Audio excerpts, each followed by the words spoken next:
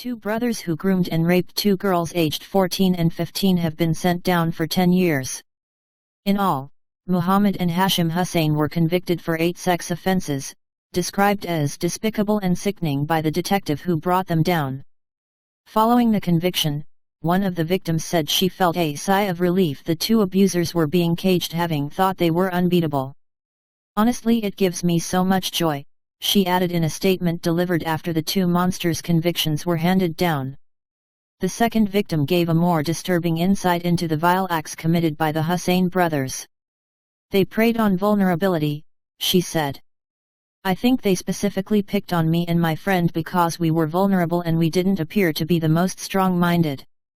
We seemed like the type of people that you could pick on, and I feel like that's why they chose us." She defiantly warned the offenders and sick men of their ilk, "You are not going to just live in the shadows, one day you will be prosecuted." The brothers were sentenced at Minchell Street Crown Court, Greater Manchester on Friday. Muhammad, 20, the younger of the two, was given 6 years for raping one of the girls in August 2016 and taking an indecent image of her later that year. He was also convicted of having sexually assaulted the second victim. A restraining order has been imposed in relation to the two girls. He is also required to sign the sex offenders register for life. Older brother Hashim, 24, received 4 years for 2 counts of taking an indecent image of a child and 2 counts of possessing an indecent image. This has been an immensely thorough investigation in order to bring Muhammad and Hashim Hussain to account for their despicable and sickening crimes, and it is a great relief that they are now to spend time behind bars, said Senior Investigating Officer, Detective Inspector Ian Partington.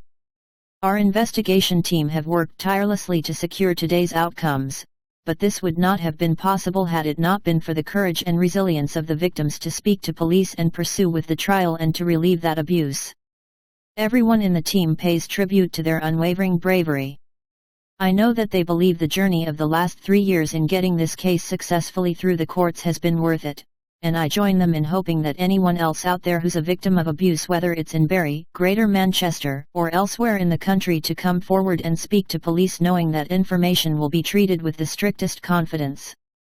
Joe Lazzari of the CPS also paid tribute to the brave victims and urged other vulnerable young women to expect respect for their body and not be subjected to unwanted and harmful sexual exploitation. He added, "I sincerely hope the convictions of their abusers will go some way to helping these young women to rebuild their lives." Lazzari also laid into the pervert brothers who treated these young girls as objects for their own sexual gratification. They exploited their vulnerability without any thought to the devastating impact of the abuse on the girls' lives. Victim 1 said, "It's such a sigh of relief that they're now behind bars. I actually did get my justice, and I know it was a long process, but it was so worth it. They, the brothers, always thought they were unbeatable, and now they have been beat, and I'm so happy with that. Honestly, it gives me so much joy.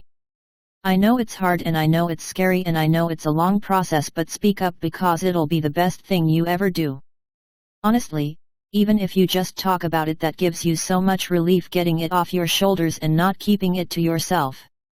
Even if you don't want to take it to court, talking about it is so much of a relief. It will honestly change your mental state and make you feel so much happier.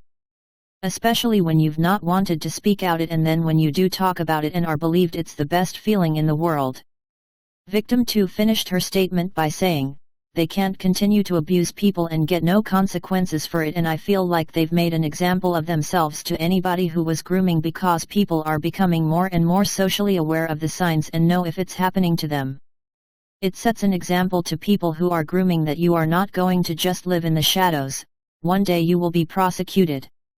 Whether it's today or tomorrow, there will be someone knocking on your door asking why you assaulted children.